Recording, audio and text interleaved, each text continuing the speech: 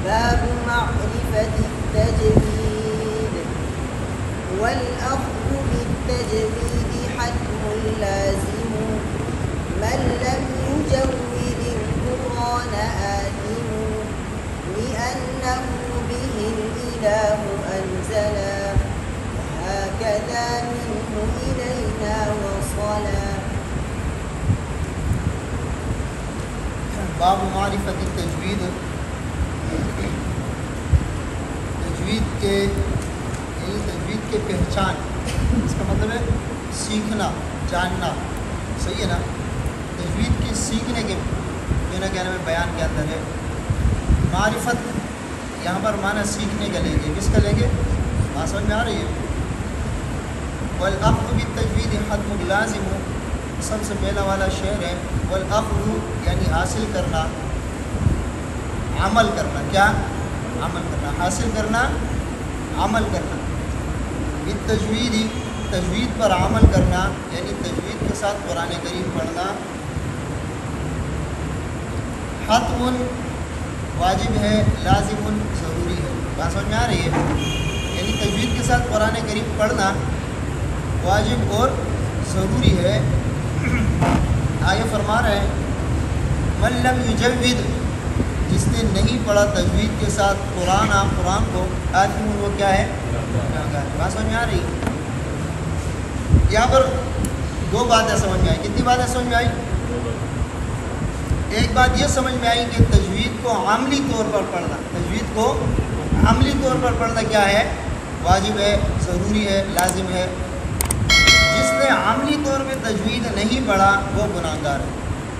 بات سمجھ میں آئی نا؟ آپ نے تجوید کی تعریف آپ نے پڑھی ہے. تجوید کی تعریف کیا ہے؟ ہر حرف کو اپنے مخرج سے تمام صفات کے ساتھ ادا کرنا. بات سمجھ میں آ رہی ہے نا؟ لیکن آج کل لوگوں نے تجوید یہ سمجھا ہے جو تجوید کے قواعد ہیں. کیا ہے؟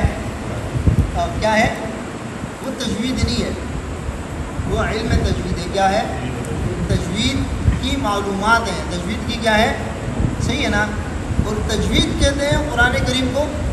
آپ نے تعریف کیا پڑھی ہے؟ ہر حرف کو اپنے مخرج سے تمام صفات کے ساتھ ادا کرنا. ادا کرنے کو تجوید کہتے ہیں نا. تو مطلب ہے کہ قرآن کریم کو صحیح پڑھنے کو تجوید کہتے ہیں.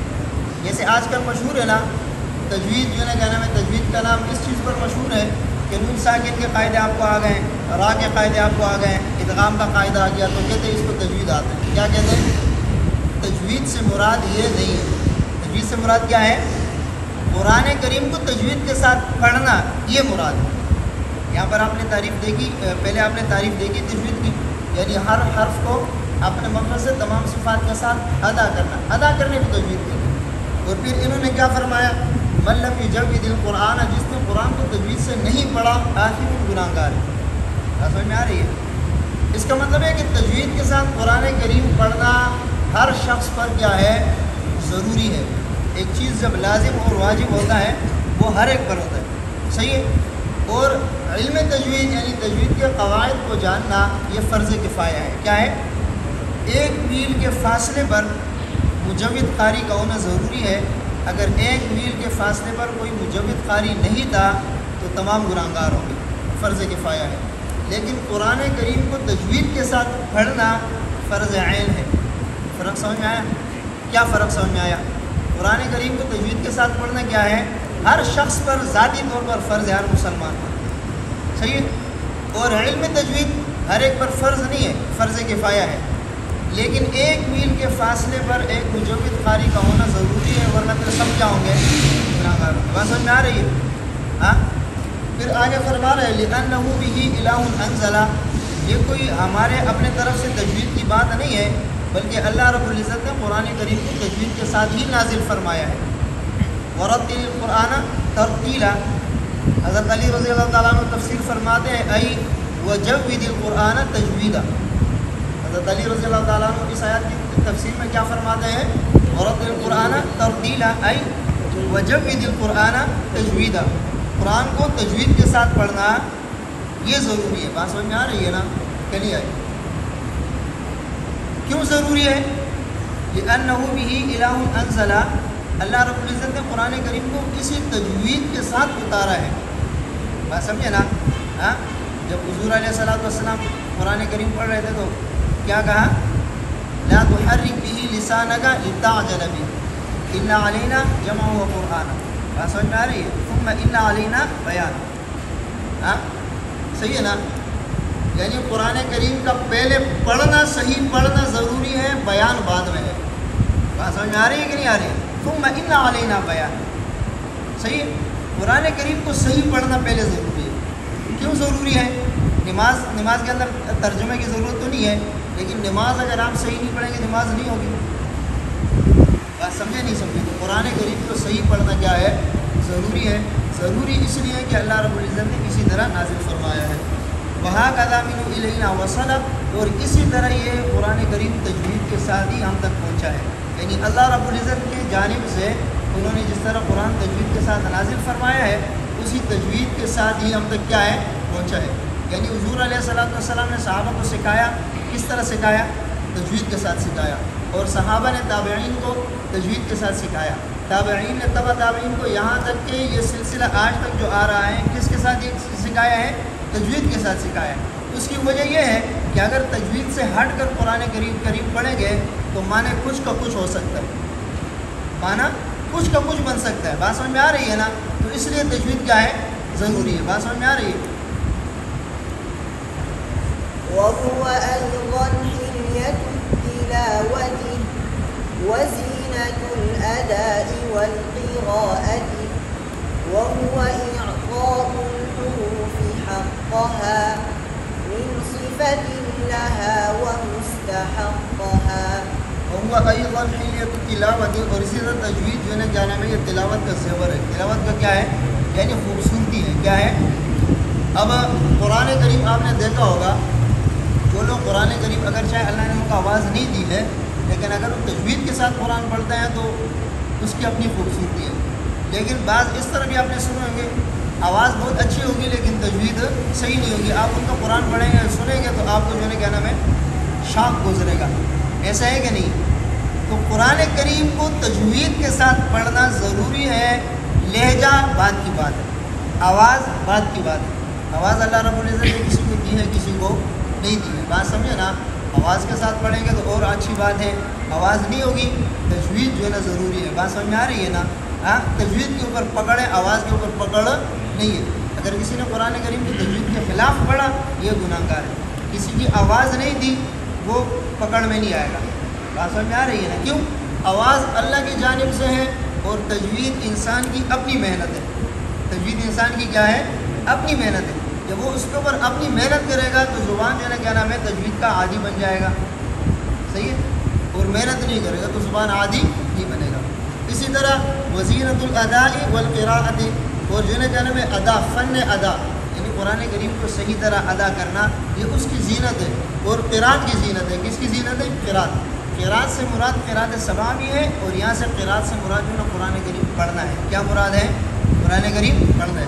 یہ یاد رکھنا جو ہے نا کیا نام ہے، قراءت جو ہے نا کیا نام ہے، ایک تو قراءت پڑھنے کو بھی کہتے ہیں، اور قراءات جو ہے نا کیا نام ہے، قراءت سبع، قراءت ثلاثہ، اس کو بھی کہتے ہیں. بات سمجھے نا؟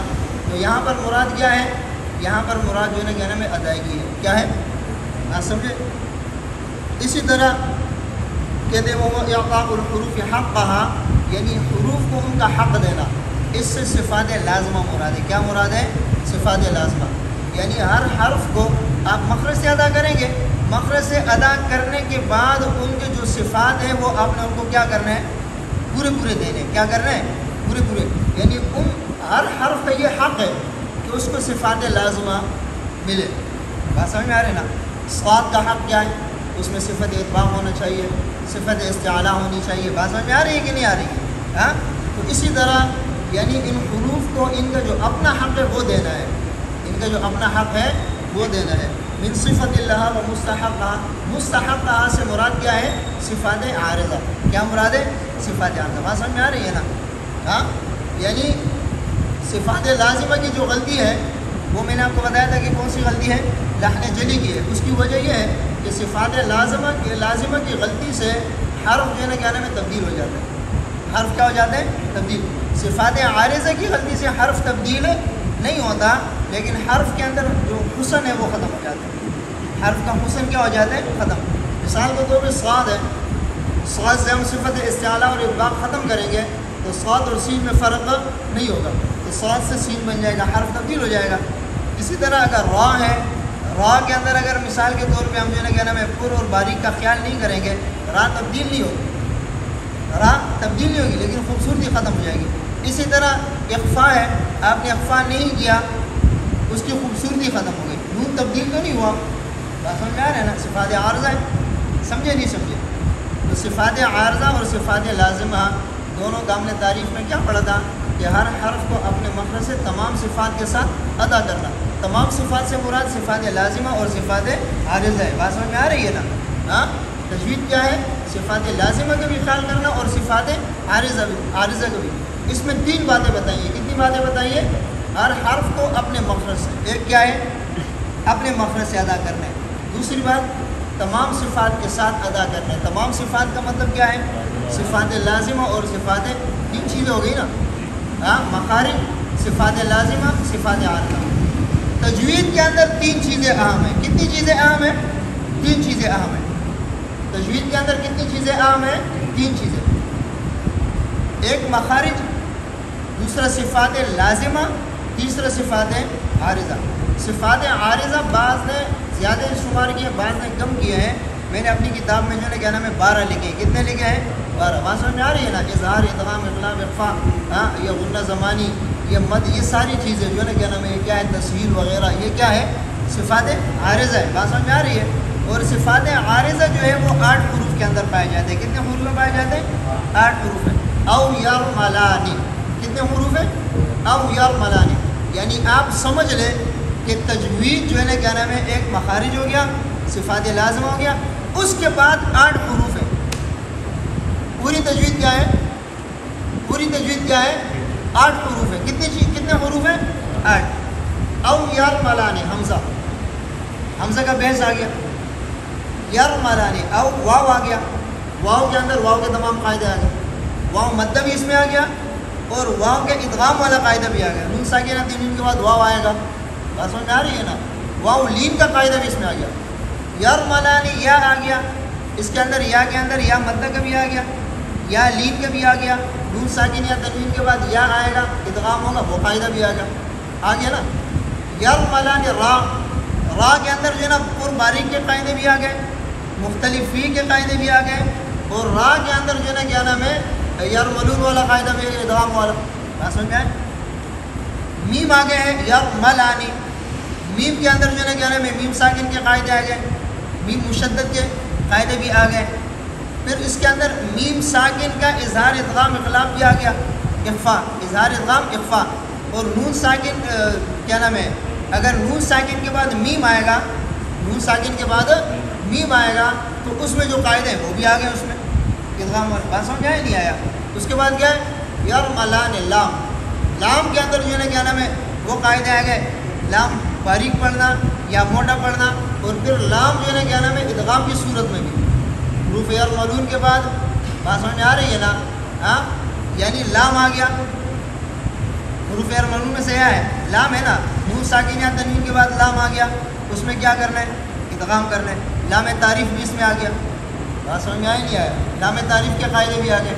اسی طرح یرملانی، الف آ گیا، الف کے اندر جو ہے نا تمام قاعدے آ گئے، الف کے، الف مطلب بھی آ گیا اس میں.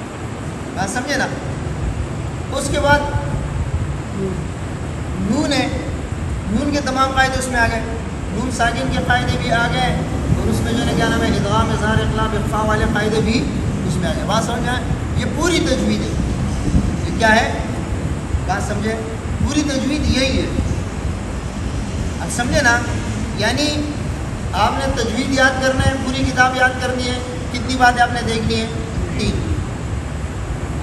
مخارج، صفات لازمہ، صفات عارضہ. صحیح ہے؟ صفات عارضہ جتنے بھی ہیں ان 8 حروف میں پائے جاتے ہیں جو میں نے آپ کو بتایا. کون سے ہیں؟ او یرملانی. بات سمجھ میں آئے؟ ورد كل واحد لأصله واللفظ في نظيره كمثله. یہ ہر حرف کو اپنے اصل کی طرف لوٹانا، ہر حرف کو اپنے اصل کی طرف لوٹانا، یعنی ہر حرف اپنے مثال آپ ہے، ہر حرف اپنے مثال. صاد، اب پورے حروف میں صاد کی طرف کوئی اور حرف ہے نہیں. قاف، الف سے لے کے یا تک تمام حروف میں قاف کی طرف کوئی اور حرف ہے نہیں ہے. جیم، الف سے لے کے یا تک کے حروف میں جیم کی طرف کوئی اور حرف ہے. تو مطلب کیا ہے؟ یعنی ہر حرف اپنا مثال آپ ہے، اس کی کوئی مثال ہے، کوئی مثال ہے. مثال کا مطلب یہ ہے کہ اس کا کوئی مشابہ نہیں ہے، ہر حرف کا کوئی مشابہ نہیں ہے، بلکہ ہر حرف کو اپنے اصل کی طرف لوٹانا ہے. اصل کیا ہے؟ جیم. جیم ہے، جیم کیا ہے؟ بات ختم. جیم کی طرح کوئی اور حرف نہیں ہے کہ جس کو ہم جو ہے نا کیا نام ہے. اچھا، اس کے اندر اب جو ہے نا کیا نام ہے، یہ بات بھی آ گئی، فاد والی بات بھی آ گئی نا. فاد کو اگر ہم دال پڑھتے ہیں تو دال تو پہلے سے موجود ہے، تو اس کے خلاف ہوا کہ نہیں؟ اپنے اصل کی طرف نہیں لوٹا نا، اپنے اصل کی طرف. اگر فاد کو ہم دال کی طرف پڑھتے ہیں، کس کی طرف پڑھتے ہیں؟ دال کی طرف پڑھتے ہیں، تو وہ اس کے خلاف آتے ہیں، اس بات کے خلاف، یعنی اپنے اصل کی طرف نہیں گیا فاد. کیوں؟ دوسرے حرف کی طرف گیا. پھر آگے کیا فرما رہے؟ واللفظ فی نظیرہ کمثلہ، ہر حرف اپنی مثال آپ ہے. تو اگر ہم فاد کو دال کی طرف پڑھتے ہیں تو وہ یہ تو اس کے خلاف ہو جائے گا، اپنی مثال تو نہیں بنی نا، وہ تو دوسرے حرف کی طرف چلے گیا. بات سمجھے نہیں سمجھے؟ اس کے اندر ایک سوال آپ کے ذہن میں یہ بھی آ سکتا ہے، اشمام ہوتے ہیں نا، صاد کے اندر زا کا اشمام ہوتا ہے. ہاں، آپ سمجھیں گے کہ یار یہ جو ہے کیا نام ہے، یہ تو اس کے خلاف ہو. وہ اس کے خلاف نہیں ہے. کیوں خلاف نہیں ہے؟ وہ تیسرا حرف بنا. کیا بنا؟ تیسرا حرف بنا. کسی کا یعنی وہ زا اور صاد کا درمیانہ، یعنی آپ نے زا کو اور صاد کو ملا کے تیسرا حرف بنایا. کیا بنایا؟ اور یہ ثابت ہے، قرات میں ثابت ہے، حضور علیہ السلام سے ثابت ہے. ہاں، تو یہ آپ ایسے سمجھیں کہ 30 حروف ہو گئے. کتنے حروف ہو گئے؟ 30 ہو گئے. یہ کسی کی مثال کسی کی ہے ہی نہیں نا. اب زا کو آپ پر کر کے پڑھیں گے، ہاں، صاد والے صفات اس میں ادا کریں گے، تو زا تو نہیں رہی نا باقی، زا تو باقی نہیں رہی نا. بات سمجھے نہیں سمجھے؟ ہاں. دوسری بات یہ ہے کہ یہ جو ہے نا کیا نام ہے، نقل متواتر میں اسی طرح ہے، نقل متواتر میں اسی طرح. بات سمجھے؟ مكملا من غير ما تكلف باللطف في النطق بلا تعسف. اس کو جو ہے کیا نام ہے، مکمل بغیر تکلف کے ادا کرنے والا. یعنی جو قاری جو قرآن کریم پڑھنے والا ہے، قاری جو قرآن کریم پڑھنے والا ہے، وہ بغیر تکلف کے مکمل ادائیگی کرے. مکمل کیا کرے؟ مکمل ادائیگی کا مطلب کیا ہے؟ یعنی ہر حرف کو اپنے مخرج سے تمام صفات کے ساتھ مکمل ادا کرے، اور ادا اس طرح کرے کہ بغیر تکلف کے. کس کے؟ بغیر تکلف کے. یعنی پڑھنے کے اندر آگے کہہ رہے ہیں کہ عمدگی ہو. کیا ہو؟ عمدگی ہو، بے راہ روی کے. یعنی بے راہ روی کا مطلب یہ ہے کہ ایک حرف میں آپ کسی اور دوسرے حرف کو نہیں ملانا، دوسرے حرف کے صفات یا دوسرے حرف کے مخارج کو اس میں نہیں ملانا. یعنی ہر حرف کو اس کے مخرج اور اس کے صفات سے ادا کرنا، بغیر تکلف کے ادا کرنا. یہاں پر جو ہے نا کیا نام ہے، مجویدین حضرات نے یہ لکھا ہے کہ یہ جو ہے نا اس طرح یہ پیشانی کے اوپر جو ہے نا وہ بل آتے ہیں نا، یہ بھی صحیح نہیں ہے. پڑھنے کے دوران اس طرح جو بل لے کر آتے ہیں، یہ بھی صحیح نہیں ہے. یہ تکلف ہے. کیا ہے؟ یا قرآن کریم کے الفاظ کے اندر تکلف کرنا. کیا کرنا؟ تکلف کرنا. یہ اس سے بھی منع ہے. بات سمجھے نا؟ چہرے کے اوپر تکلف لانا یہ بھی منع ہے. ادائیگی کے اندر تکلف کرنا یہ بھی منع ہے. اور صفات کو جو ہے نا کہنے میں تبدیل کرنا. بے راہ روی کا مطلب کیا ہے؟ ہر حرف کو اپنے جو ہے نا کہنا میں راستے سے ہٹا کے دوسرے کی طرف آپ چلے جائیں. تو صفات کو تبدیل کرنا یا مخارج کو تبدیل کرنا، یا جو ہے نا اس کے اندر جو ہے نا آپ نے اس طرح سختی پیدا کرنی ہے کہ ادائیگی میں سختی ہو یا آپ کے چہرے پر سختی ہو، یہ اس میں درست نہیں ہے. وليس بينه وبين تركه إلا رياضة امرئ بفكه کہتے ہیں اس تجوید کے اور تجوید نہ پڑھنے کے درمیان جو فرق ہے وہ اپنی منہ کی ادائیگی ہے. کیا ہے؟ یعنی اپنی منہ کی ادائیگی ہے. کیا مطلب ہے؟ اگر کوئی بندہ قرآن کریم کو تجوید کے مطابق سیکھ لے، صحیح طرح سیکھ لے، وہ اس کو فرق کو سمجھتا ہے، اس فرق کو وہ سمجھتا ہے. بات سمجھ میں آ رہا ہے نا؟ تو اپنے منہ کی ادائیگی جو ہے نا، یہ اس کے درمیان فرق ہے. بات سمجھے نا؟ تجوید کے پڑھنے اور نہ پڑھنے میں فرق کیا ہے؟ اپنے منہ کی ادائیگی. سمجھے نا؟ دیکھیں بات سنیں. یعنی زبان کو حروف کی صحیح ادا کا عادی بنانا، زبان کو حروف کی صحیح ادا کا عادی بنانا. تجوید یہ نہیں ہے آپ نے ایک مرتبہ کسی حرف کو صحیح پڑھ لیا، یہ تجوید نہیں ہے، بلکہ اپنی زبان کو صحیح ادائیگی کا عادی بنانا. بات سمجھے نہیں سمجھے؟ ہاں، یہ اس کا مطلب یہ ہے. کیا مطلب ہے اس کا؟ اپنی زبان کو قرآن کریم کی صحیح ادائیگی کا عادی بنانا. صحیح ہے نا؟ عادی بنانے کا مطلب کیا ہے؟ آپ کا دھیان نہ ہونے کے باوجود بھی اگر آپ قرآن پڑھیں تو صحیح پڑھیں، ادائیگی آپ کی صحیح ہو. ہاں، اور اگر آپ نے عادی نہیں بنایا ہے تو کسی جگہ آپ صحیح پڑھیں گے، کسی جگہ آپ غلط پڑھیں گے. ایک مرتبہ صحیح پڑھ لیں گے، 3 مرتبہ غلط پڑھیں گے. تو قرآن کریم کی ادائیگی یعنی اپنی زبان کو قرآن کریم کی ادائیگی کا عادی بنانا، صحیح ادائیگی کا عادی بنانا، یہ ہے. سمجھ آ رہی ہے بات؟